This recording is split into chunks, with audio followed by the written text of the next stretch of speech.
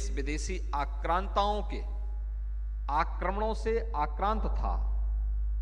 सनातन धर्म छद विछद हो चुका था या होए जा रहा था। उन स्थितियों में अपनी राजनीतिक सीमाओं का अतिक्रमण करते हुए उत्तर से दक्षिण तक, पूरब से पश्चिम तक भारत की सनातन धर्म की पहचान, भारत के हमारे पूज्य धर्मस्थलों को पुनर्स्थापना के उस महत्वपूर्ण कार्यक्रम को उन्होंने अपने हाथों में लिया। आप याद करिए, काशी विश्वनाथ मंदिर की पुनर्स्थापना का कार्य कितना कठिन रहा होगा। औरंगजेब की सत्ता और उसके तत्काल बाद कि किस प्रकार की परिस्थितियां रही होंगी। मुगल सत्ता देश के अंदर थी, उनका वर्चस्व था, लेकिन उस सब के बावजूद काशी विश्वनाथ मंदिर की पुनर्स्थापना का काम होना है और उन्होंने बेधड़क इस कार्य को वहां पर करके दिखाया। जो बाबा काशी विश्वनाथ मंदिर आज हम सबको दिखाई देता है, ये वही मंदिर है जो पुण्य श्लोका महारानी अहिल्याबाई होलकर ने 1777 से 1780 के बीच में स्थापित किया था।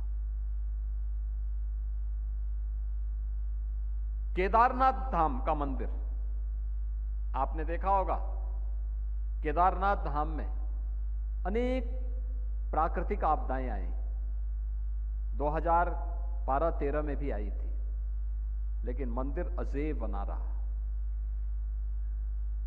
आप याद करिए, आज भी वहां का रास्ता, वहां का मार्ग अत्यंत दुर्गम है, लेकिन उस कालखंड में उस मंदिर को बनाना, उसको एक भव्य रूप देना।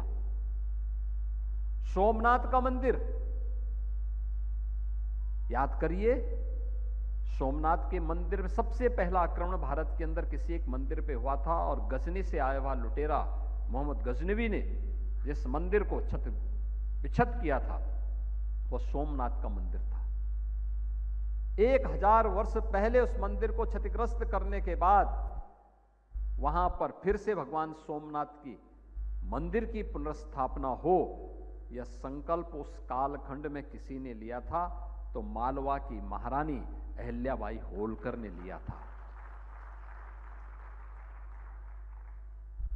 याद करिए, आप सुदूर रामेश्वरम में जाएंगे, वहां पर भी आपको वह दृश्य देखने को मिलेगा। यानी अनेक ऐसे स्थलों का पुनरुद्धार करने का कार्य, उन्हें नया जीवन देने का कार्य, जो सनातन धर्म की पहचान थी, उस सनातन धर्म को पहचान दिलाने का काम एक और उन्होंने बिना किसी भय के, बिना किसी परवाह के मालवा राज्य की सीमा का अतिक्रमण करते हुए देश के अंदर सनातन धर्म की पुनर्स्थापना के लिए बृहत्तर भारत में उस कार्य को उन्होंने बिना किसी परवाह के करने का कार्य उस कालखंड में किया। और दूसरा कार्य महिला स्वावलंबन के लिए किया जाने वाला कार्य, महिला स्वावलंबन का जो कार्य है, जिसके बारे में अभी यहां पर आज की मुख्य वक्ता के रूप में श्रीमती कविता पाटीदार जी अपनी बात को कह रही थी, माहिष्मती की साड़ियां ये उसी प्रकार से विख्यात हैं जैसे काशी की साड़ियां हैं। अपनी कलाकृति के लिए, जरी जरदारी के लिए, भारत की उत्कृष्ट सिल्क के उन नमूनों के लिए, कलाकृतियों के लिए जानी जाती हैं। और हर सनातन धर्मावलंबी अपने घर में किसी भी मांगलिक कार्यक्रम में, खासतौर पर बेटी के मांगलिक कार्यक्रम के समय, इन्हें प्राथमिकता के आधार पर लेता है और उन्हें गिफ्ट देता है, उन्हें दान देता है, उन्हें उपलब्ध करवाता है। यह कार्य भी उस कालखंड में महारानी अहिल्याबाई होलकर ने उस कार्य को वहां प्रारंभ किया। देश के अंदर नदियों में घाटों का, पक्के घाटों का निर्माण हो, घाटों के माध्यम से हिंदू श्रद्धालुओं की सुविधा का ध्यान रखा जा सके।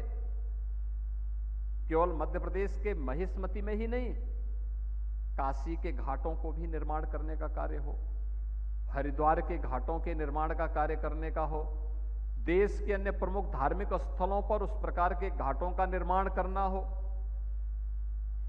कुएं और बावड़ियों का निर्माण करना। उस समय पाइप पेयजल की स्कीम नहीं थी, आबादी कम थी, लोगों को सुरक्षित और शुद्ध पेयजल उपलब्ध हो सके इसके लिए बावड़ियां भी बनाई जाती थी। देश के अंदर जहां पर भी इसकी आवश्यकता पड़ी उस कार्य के साथ उन्होंने मजबूती के साथ जुड़ करके इस अभियान को एक नई गति देने का काम किया था। भारत भारत क्यों बना? भारत दुनिया के अंदर स्वतंत्र भारत एक लोकतंत्र के रूप में सबसे मजबूत और सबसे बड़े लोकतंत्र के रूप में क्यों स्थापित हो रहा है? इसके पीछे का कारण यही है जो हम लोगों ने उस विराट व्यक्तित्व के अंदर देखा था, जो महारानी अहिल्याबाई होलकर के समय में हम सबको देखने को मिलता है, या जो हमें 1500 वर्ष पहले आदि शंकर के द्वारा स्थापित 4 पीठों के माध्यम से देखने को मिलता है। आदि शंकर का जन्म केरल में होता है।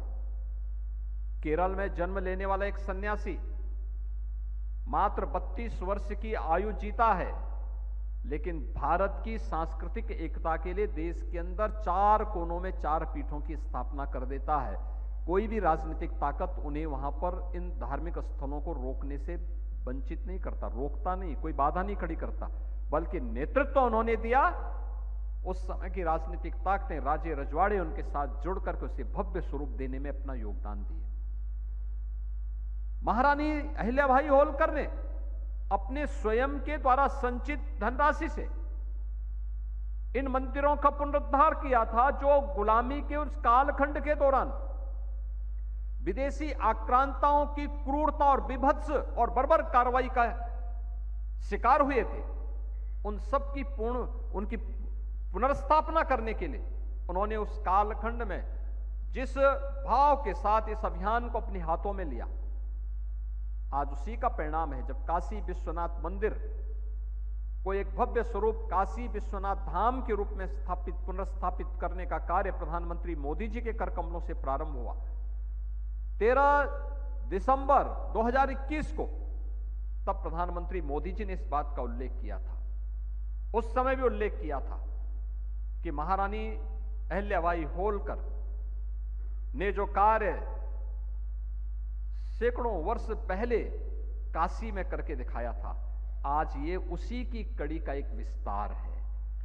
यह महारानी अहिल्याबाई होलकर के प्रति हमारी विनम्र श्रद्धांजलि है, उनकी स्मृतियों को हमारा एक विनम्र नमन है, क्योंकि उस कालखंड में देश गुलाम था, विदेशी आक्रांताओं से देश छत-बिछत था, लेकिन उस कालखंड में बिना किसी भय के, बिना किसी प्रवाह के सनातन धर्म की पुनर्स्थापना के जिस बृहत्तर अभियान को, जिस पवित्र अभियान को उन्होंने अपने हाथों में लिया था, वह पवित्र अभियान सार्थक रूप से आगे बढ़ता हुआ दिखाई दिया।